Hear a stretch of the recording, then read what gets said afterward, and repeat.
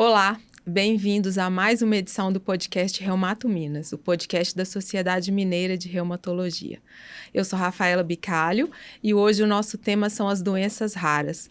Com o título O Pequeno Grande Universo das Doenças Raras, vamos conversar com as nossas colegas reumatologistas, sócias da Sociedade Mineira de Reumatologia, doutora Gilda Ferreira, professora titular de Reumatologia da Universidade Federal de Minas Gerais, responsável pelo ambulatório de vasculite e outras doenças raras dessa universidade, e a doutora Lilian Porto, coordenadora do ambulatório de vasculite e lúpus do Hospital Santa Casa de Belo Horizonte.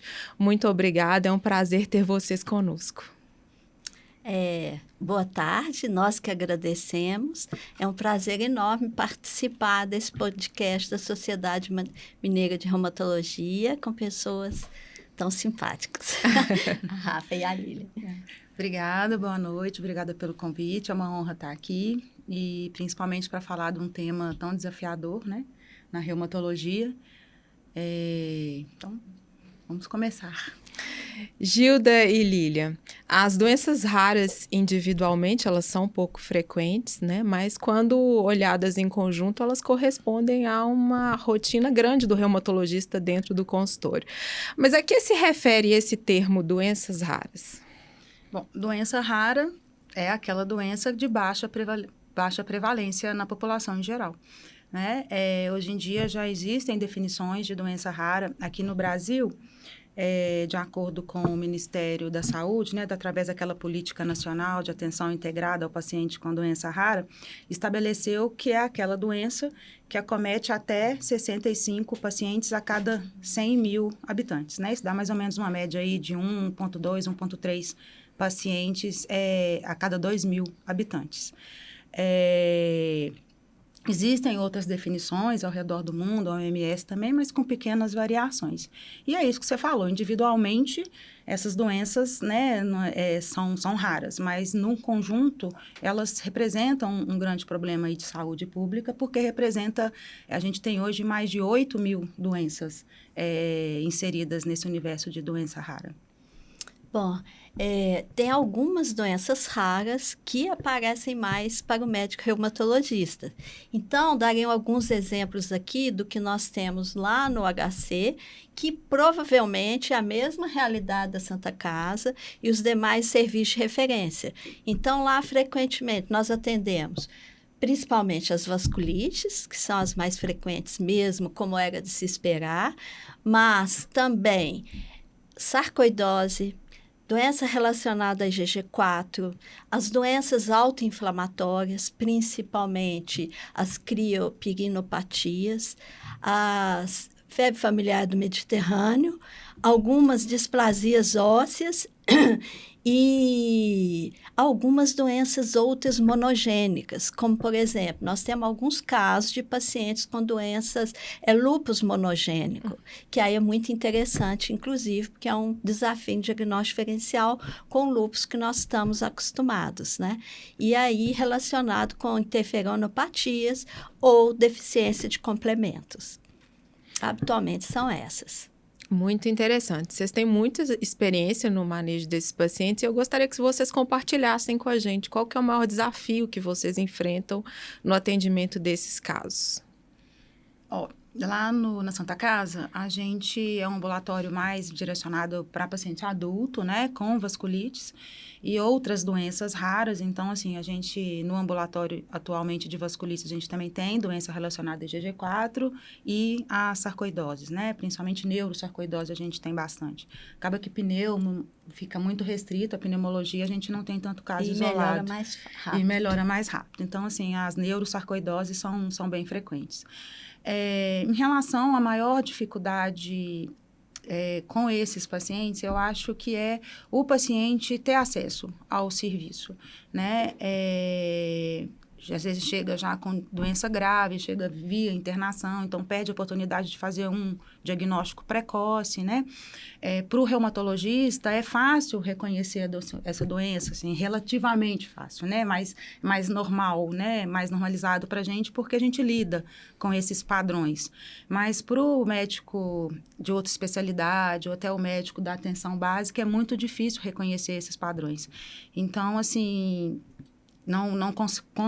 quando reconhece, muitas vezes não consegue o acesso, né? Às vezes o paciente fica meses rodando, né, de especialista em especialista, ou então, assim, esperando uma oportunidade de ir para um centro de referência e não consegue. E isso impacta, então, né, no diagnóstico precoce a gente não tem, e depois a gente trava também na questão do tratamento, porque a gente, às vezes, tem acesso às ferramentas diagnósticas, né? Um autoanticorpo específico, às vezes um exame de imagem mais caro, né? Mais avançado, mas não tem acesso à terapia, né? A gente não tem, infelizmente, né? Nem no SUS e nem em medicina privada, acesso à grande maioria das medicações que tratam as vasculites no momento.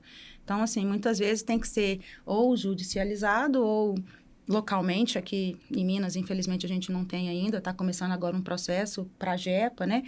É um processo administrativo para chegar até essas drogas, né? Então, geralmente, é sempre judicializado através de doação.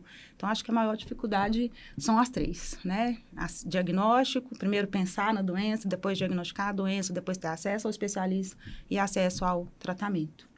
Bom, então, concordo totalmente com tudo que a Lilian falou, só complementando um pouco da nossa experiência enquanto professor.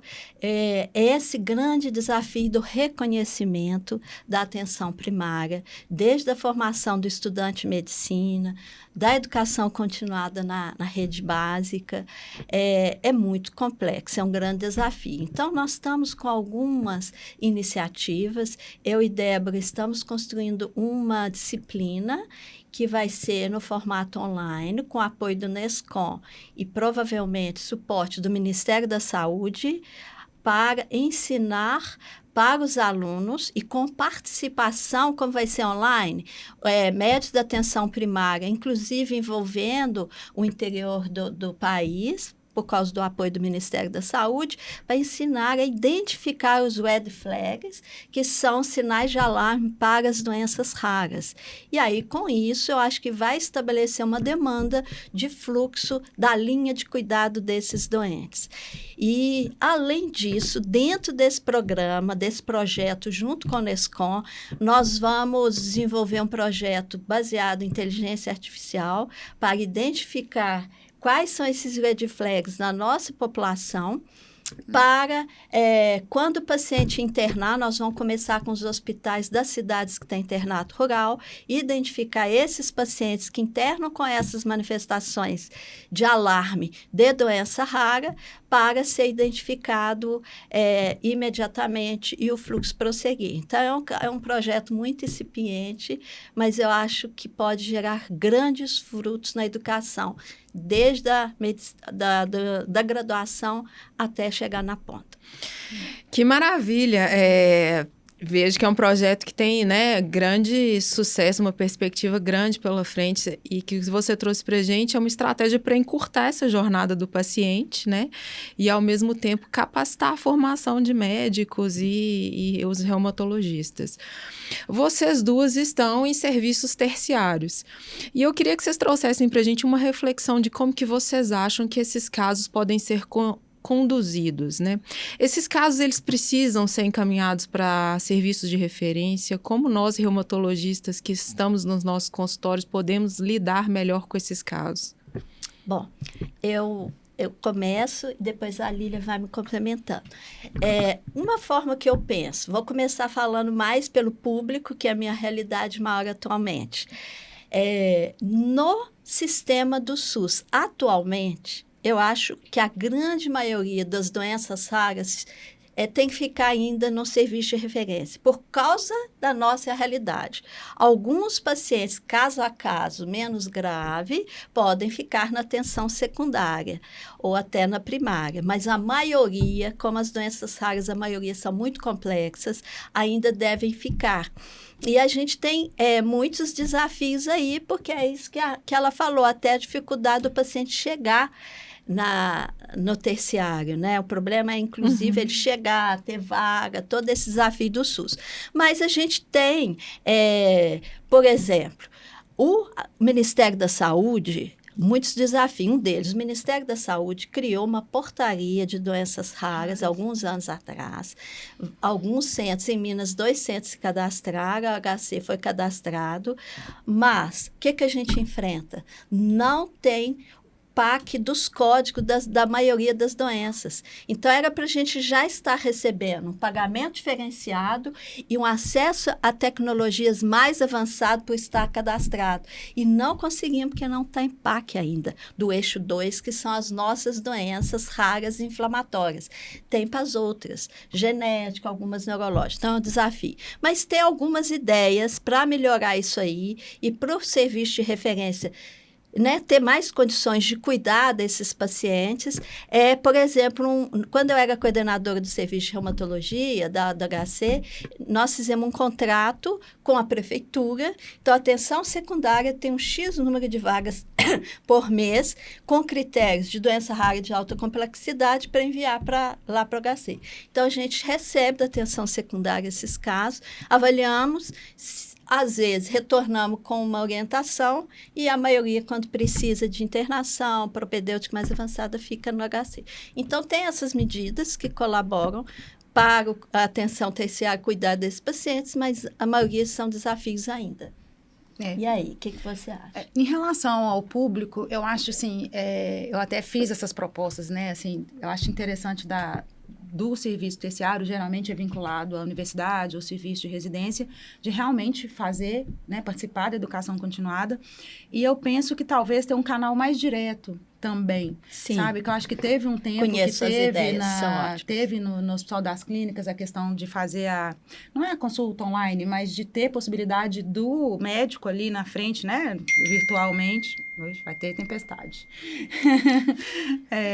Do médico virtualmente ter possibilidade de discutir no centro terciário, né? Só estou com esse paciente aqui, estou com dúvida, o que eu posso fazer, o que eu já tenho de exame, estou no caminho certo, né? E que esse paciente realmente tenha contato com o especialista e o serviço terciário. Eu acho que eu tenho a vivência tanto no SUS quanto a vivência de consultório, né, do paciente particular.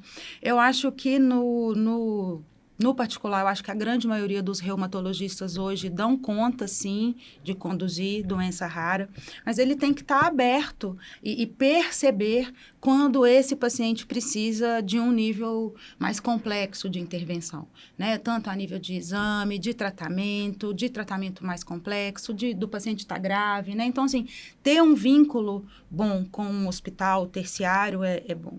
Mas, por outro lado, em sistema privado, a gente não tem realmente um hospital que é referência, né? Aqui em Minas não tem isso. Eu vou mandar para o hospital tal, lugar nenhum do Brasil, que é referência hospital, em lúpus, né? Então, assim, até pensando nisso, a Cláudia, né? Que ela que é coordenadora do de lúpus, eu sou coordenadora do de vasculites.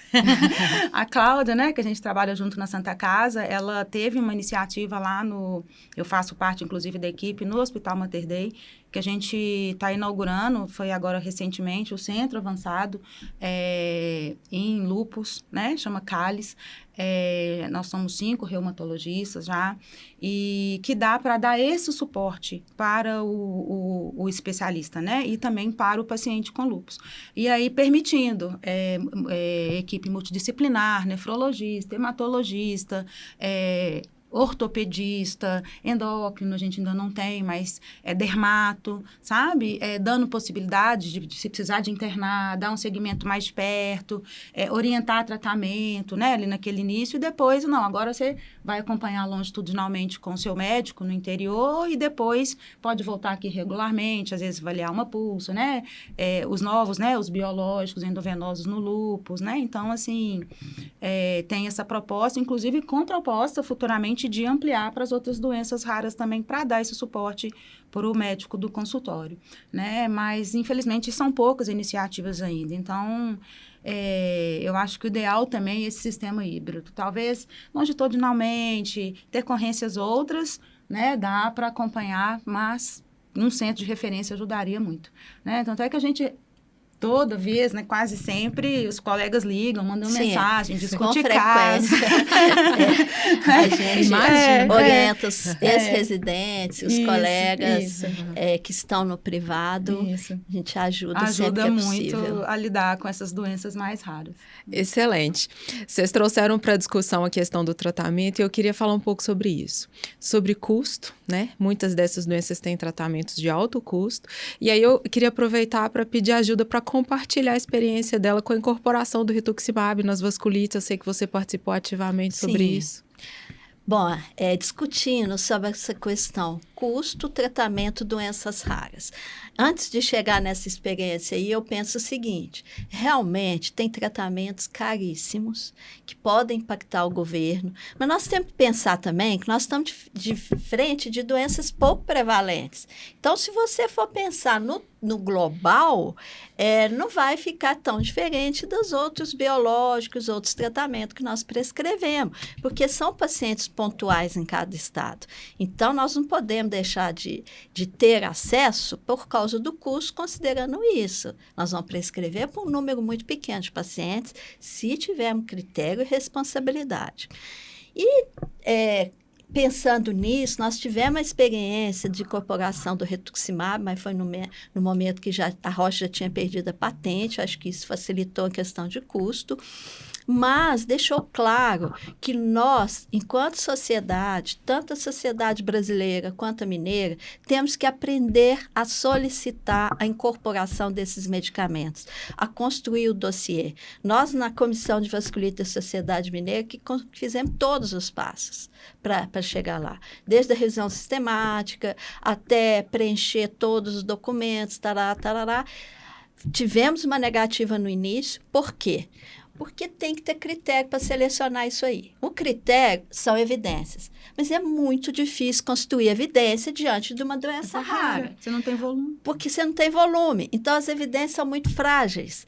Com isso, como a Conitec, pensando no SUS, mas no ANS, isso também pesa para a incorporação, são técnicos que não estão no dia a dia com esse paciente. Então, eles têm muita dificuldade de entender a falta de evidências robustas para esses pacientes. Então, nós recebemos sempre tem muita dificuldade. Hoje tem a Comissão da Sociedade Brasileira que tem nos ajudado com o André, né? Ajudado muito nisso, mas nós temos que aprender, não depender da indústria por isso aí, porque nem sempre a indústria está interessada em todas as doenças raras, elas têm interesse em algumas. Segundo ponto é que nós, reumatologistas, temos que aprender a responder toda vez que tiver uma consulta pública. Nós não temos esse hábito, porque isso é importantíssimo para a incorporação da Conitec. E se incorpora na Conitec, a chance de incorporar na ANS é muito maior. Então, quando teve a primeira consulta pública do rituximab, por exemplo, eu tive que sair igual uma louca em tudo quanto é grupo, pedindo, implorando, ajoelhando o pessoal responder. Conseguimos o mínimo necessário e aprovamos o rituximab para tratamento de indução. Agora, aproveito para divulgar que está aberta a consulta pública para tratamento de manutenção e incorporação de outros imunossupressores. E vão por etapa. A gente conseguiu tratamento de indução do Ritux, depois para o ANCA, PR3-MPO, e agora teve também um trabalho imenso que tivemos que fazer, e agora abriu essa consulta que todos nós temos que responder. E é muito rápido, muito fácil pelo SOLGOV. Então, a partir dessas iniciativas, aos poucos nós vamos conseguindo chegar lá. Mas os processos administrativos que nós estamos batalhando na Secretaria de Saúde de Minas.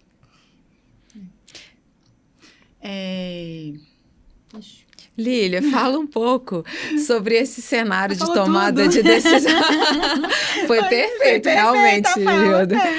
Mas fala pra gente um pouco mais sobre esse cenário de tomada de decisões num ambiente onde você realmente tem poucas evidências. É importante, porque doença rara você não tem evidência forte, você não vai ter. A indústria não vai fazer evidência para doença rara que não vai impactar lucro. Então, a gente não tem ensaio clínico randomizado, duplo cego, na grande maioria das nossas doenças, né? Então, todas as evidências são observacionais, né? São coortes pequenas, às vezes até pequenos relatos de caso, né? Série de casos. Recomendação de BC. Pois isso eu vou falando com ela. A gente está passando, a gente está fazendo agora a diretriz de BC, né? A diretriz nacional para tratamento de doença de BC, não temos recomendações. E a qualidade? A maioria das recomendações são condicionais, né? A gente não tem qualidade.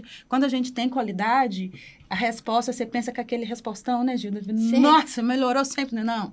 É 5%, 10%, né? Porque a gente não consegue ter evidência exatamente porque não tem N para poder... Nem na Turquia. Nem na Turquia, exatamente. Então, não sei se a Turquia tem N para isso, né? Mas eles não desenvolvem, eles não fazem esses trabalhos. Então, assim, é difícil da gente conseguir. Mas acho que, de modo geral, você vai basear nas melhores evidências que você tem. A gente tem diretrizes internacionais, então a gente acaba usando, né? A gente vai ter a nossa agora também, da vasculite, a primeira da vasculite, então usar a diretriz sempre que possível. Muito do que a gente usa em doença rara, a gente, que não é baseado nessas evidências, a gente pega emprestado, né? Se a doença é mais ou menos parecida, o mecanismo fisiopatológico é o mesmo, a gente usa por aproximação, né? Ou até por conhecimento da fisiopatologia, você infere ali que alguma droga vai fazer efeito. Eu acho que, se não é uma droga que é usada, né, habitualmente em diretriz e tudo, eu acho que sempre discutir com um colega mais experiente, tem sempre alguém que sabe mais do que a gente, que tem mais experiência. Acho que até nas comissões, né, de vasculite, tô com um paciente assim, já tentei tudo, o que vocês acham? Eu vi que tem relato de caso. Aí sempre tem alguém que já usou, que tem um pouco mais de experiência. Então, acho que discutir muito com os colegas que são, né, que sabem mais. E, principalmente, indicar, quando bem indicado, né?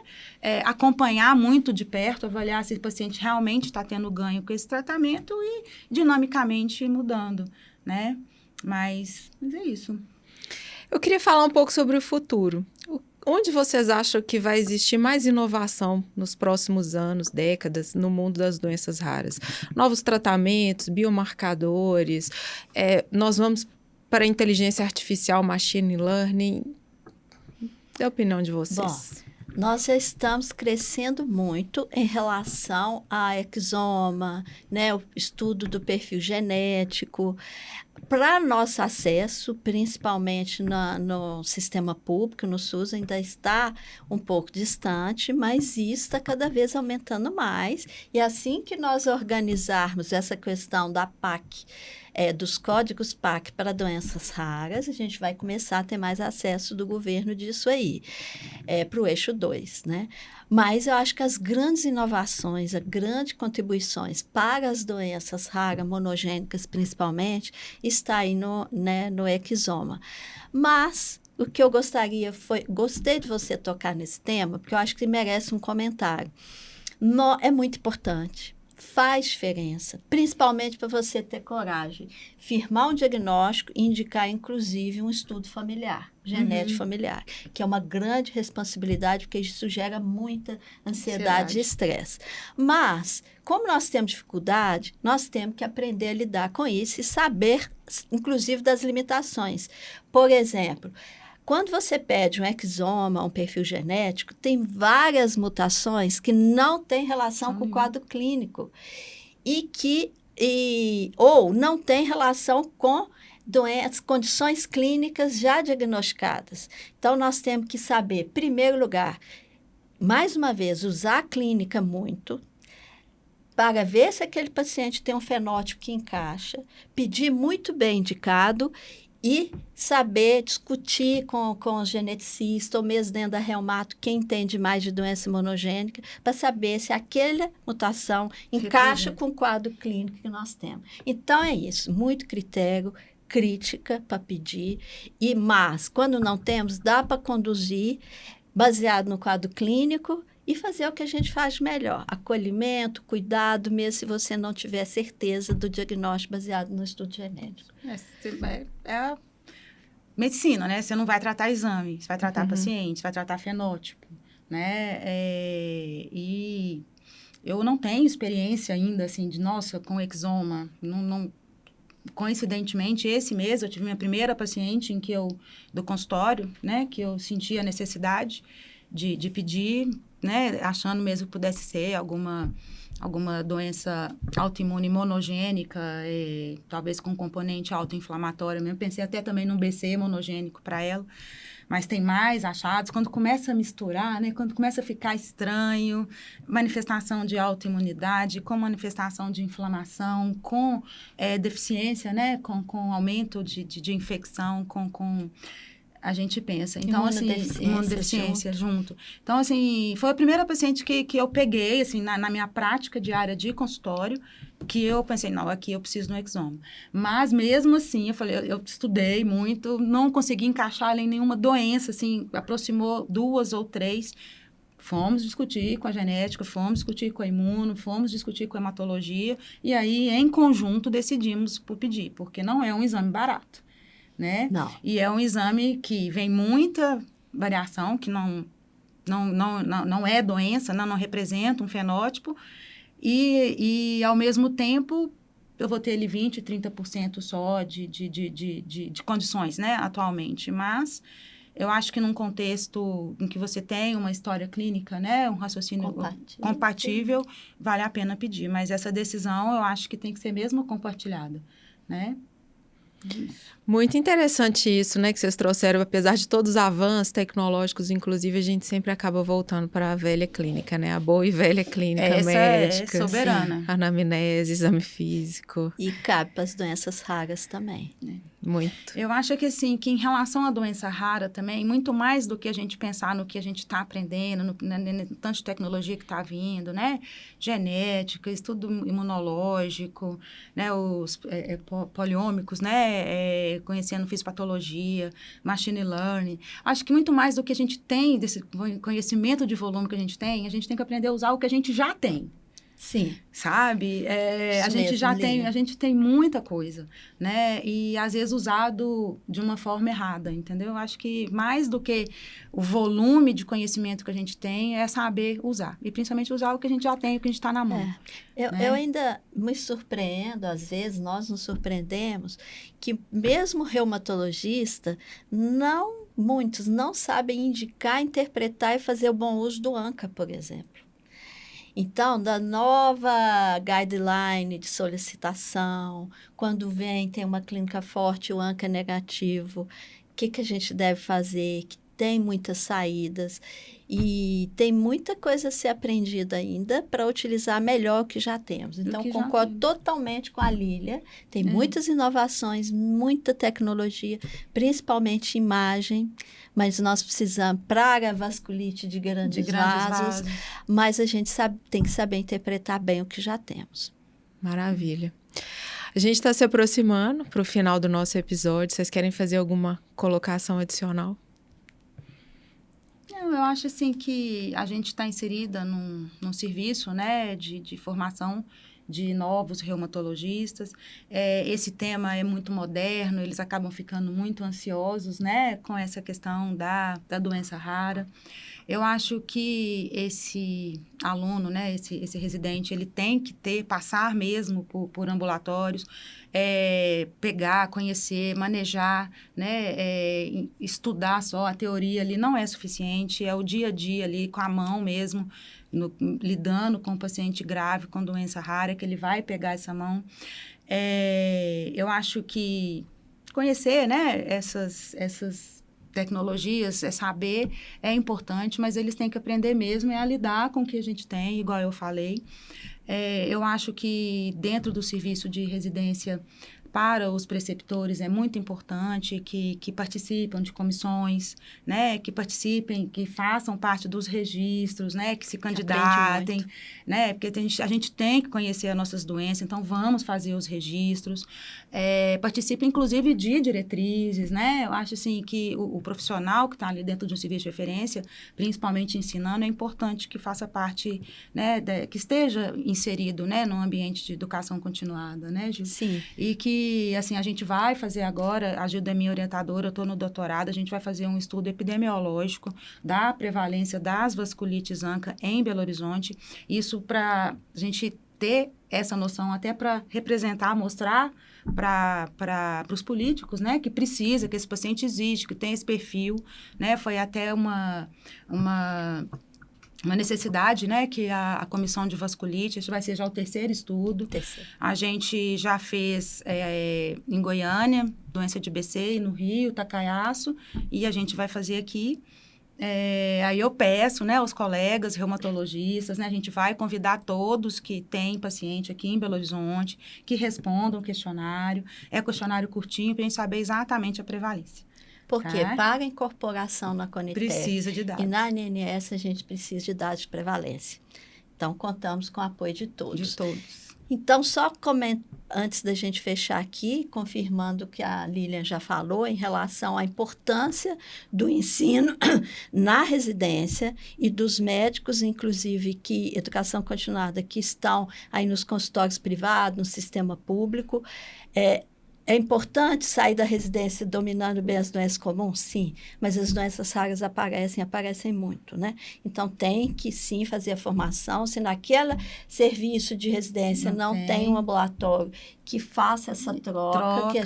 Que nós estamos sempre recebendo de outros serviços e que também, como a Sociedade Brasileira de Reumatologia já está fazendo estudo, incluindo mais doenças raras na programação, na grade do Congresso, acho que nós aqui em Minas temos que incluir mais, e deixa a sugestão da Sociedade Mineira fazer curso de educação continuada em doenças raras para os associados, da forma que eu tenho visto muita sociedade paulista fazendo. Preceptorias, então, né? Ir lá no preceptorias, desenvolver essas iniciativas para os associados dominarem mais as doenças raras. E é isso.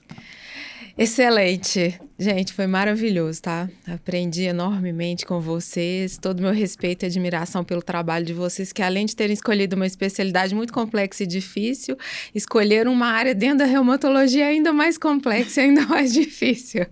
Parabéns pelo trabalho que vocês realizam. Com certeza nós vamos desenvolver essa ideia. Bom, e assim encerramos mais um episódio do podcast Reumato Minas. Muito obrigada.